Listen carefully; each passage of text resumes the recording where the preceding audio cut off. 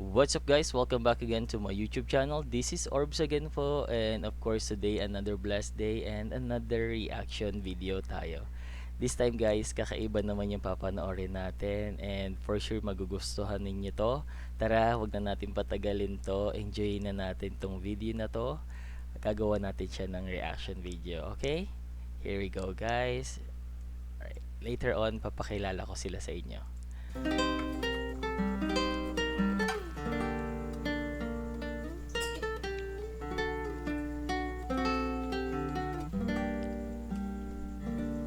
Ang matapat kung Eh, pag-ibig ginanti mo ay pasakit. Okay guys, this is performed by Mr. Celestino Aniel and Florante Aguilar.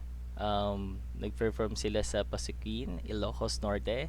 And this video guys is from the channel of Mr. Florante Aguilar. I think he is the guitarist here. And as you can see guys, sa frame, no? Very aesthetic lang, very, normal. And there is an audience around with Mr. Aguilar, no? Mr. Florante. And as you know guys, no, heard nyo naman na ito ay parang medyo old music, old song, no? And ang nakakatawa dito guys, I'm a millennial. So, growing up, lumaki ako sa mga gantong type of music. So, sa mga younger generation na nanonood ngayon, huwag kayong mag-alala. Enjoyin nyo to kasi malalaman ninyo kung what type of music we have in our younger generation or younger ages, millennial, 1980s, 1990s, yeah. So, ganito yung mga type of music. Ikaw na aking inibig, nagdulot sa puso ng hinagpis. So this is a love song guys. Ang title nito ay Ako'y Maghihintay. So nakakatuwa lang guys if some of you relate sa mga gantong type of music sa mga baryo, barangay, sa mga probinsya, no?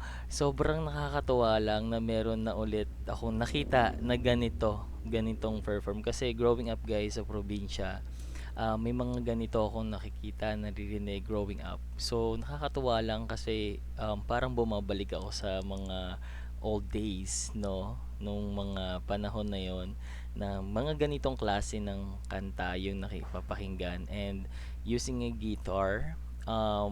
This is a very, very, very genuine and very, rare for me. Kaya sobrang nagustuhan ko to. Kung ito ang kapalaran, magtitiis ako aking mahal. Ang masakit sa aking dalaman, umalis ka nang walang paalam. So, this is a sad song, guys. That's why ang title ay Ako'y Maghihintay. Sobrang, alam mo yun, nagbibigay sa akin ng chills yung mga ganitong music and song, no? Lalo na pinerform pa ng medyo, alam naman natin na old guy na si Mr. Florante dito. And the voice, the quality of the voice here, sobrang rare neto for me. At pati ang mga alaala sa buhay ko'y mahalaga. Do you hear that control? Before guys, sobrang ganyan yung mga music. Ang dami kong mga matatanda na i-encounter before. Ganyan na ganyan talaga yung mga timbre ng kanta. And yung quality of the voice, very solid. And, emotions is there. Mafe-feel mo naman eh. Sa iyong paglayo ay upang dinala, walang iniwang ka kung di dusa. What I can say guys, parang ito yung mga acoustic version before. Parang mga ganun siya. Ito yung mga first acoustic type of music before. Kung ito ang kapalaran, magtitiis ako aking mahal.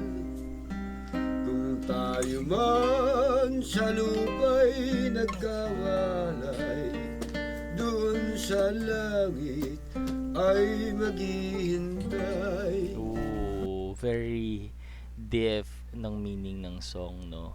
And guys, I think also this is a one of the masasabi nating OPM, original Filipino music, no? Kasi very talented talaga ang mga Pilipino when it comes to singing. Sobrang nakakatuwa lang na meron ako nakita na ganito sa YouTube this 2026, guys. And as I've mentioned, I'm a millennial. So growing up, ganito yung mga type ng music eh. Kaya sobrang, alam mo yun, parang babalik ako sa pagkabata pag nakakarinig ako ng mga ganito. Which is sobrang nakakatuwa talaga.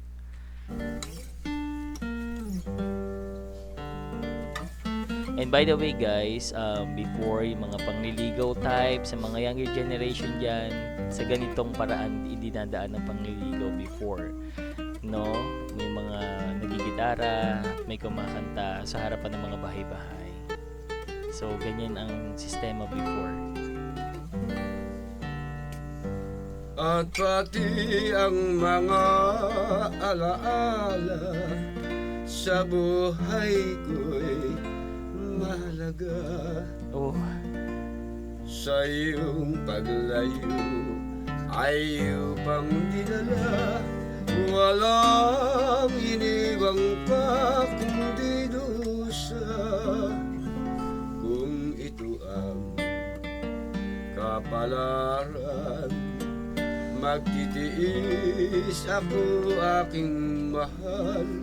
oh my god, that's sobrang pagsusumamo song. Kung tayo man sa lupa'y nagkawalay, dun sa langit ay maghihintay. Ooh, dinig niyo ba yung guys? Yung runs na yun ni Tatay Florante. Ay, ni Tatay Celestino pala, I'm sorry. Sobrang nice neto. Sobrang Tatay Celestino, Aniel, 1946 to 2012. So kailan pa to? 2 years ago? Bakit ganito? Hindi ko magets. So matagal na to? Ba't ngayon ko lang to nakita? So wala na pala si Tatay Celestino?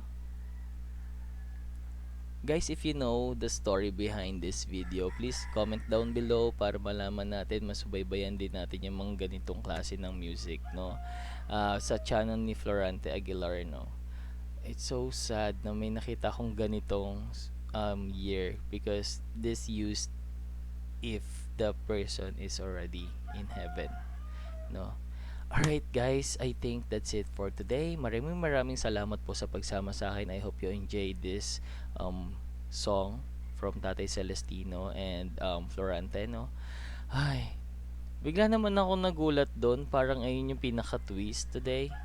I don't have any idea. I just saw this video kasi randomly.